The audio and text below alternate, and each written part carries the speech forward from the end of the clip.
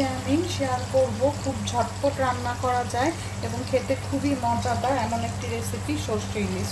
এর জন্য আমি এখানে 7 টুকরো ইলিশ মাছ নিয়েছি। হালকা করে ভেজে নেব। ইলিশ মাছগুলো ফ্রোজেন, তাই আমি হালকা করে ইলিশ মাছগুলো ভেজে নেব। এখন আমি এখানে 3 টেবিল চামচের মতো সরিষা আধা ঘন্টা ভিজিয়ে রেখেছিলাম, সেটা মিক্সারে দিয়ে দিব। মিক্সারে দিয়ে ব্লেন্ড করে নিব।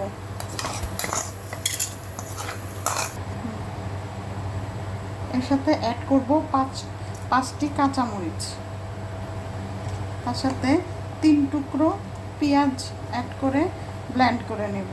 আর সাথে আমি হাফ টমেটো ব্লেন্ড করে নেব। একসাথে মিক্সারে দিয়ে এখন একসাথে আমি ব্লেন্ড করে নেব।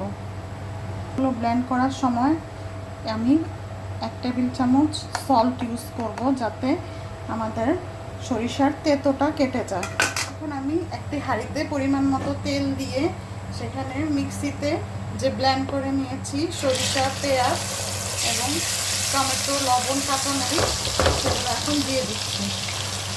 এগুলো হালকা ভাজি হলে তেলের উপরে হালকা ভাজি করব, তারপরে অন্য মশলাগুলো দিয়ে দিব। এখন এখানে হাফ চা চামচ হলুদের গুঁড়া, হাফ চা চামচ ধনিয়ার গুঁড়া, হাফ চা চামচ মরিচের গুঁড়া দিয়ে দিব। দিয়ে মশলাটা ভালো করে কষাবো।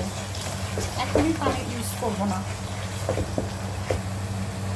মশলাটা হালকা কষানোর পরে অল্প একটু পানি দিয়ে আমরা মশলাটা এগেইন ভালোভাবে কষিয়ে নেব। মশলাটা ভালো করে কষানো হয়ে গেলে এখন আমরা পরিমাণ মতো ঝোল দিয়ে দিব এর মাঝখানে।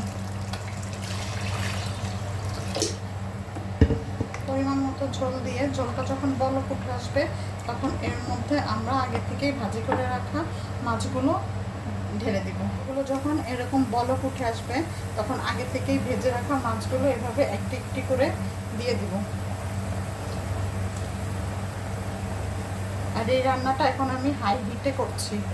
আগে থেকেই ভেজে রাখা মাছগুলো আর 4টা কাঁচামরিচ পাল্টা করে এর মধ্যে দিয়ে দিব ফ্লেভারের জন্য। এখন আমি ঝোলের মধ্যে মাছগুলো 5 মিনিট রান্না করব এবং ঝোলগুলো পরিমাণ মতো শুকাতে দিব। এর জন্য 5 মিনিট রান্না করতে হবে, তারপরেই তৈরি হয়ে যাবে আমাদের মজাদার ঝটপট রেসিপি সরষে ইলিশ। ঝটপট 15 থেকে 20 মিনিটের মধ্যে রেডি হয়ে গেল আমাদের সরষে ইলিশ। খুবই মজাদার খেতে হয়েছে এই সরষে ইলিশ। Okay viewers, by.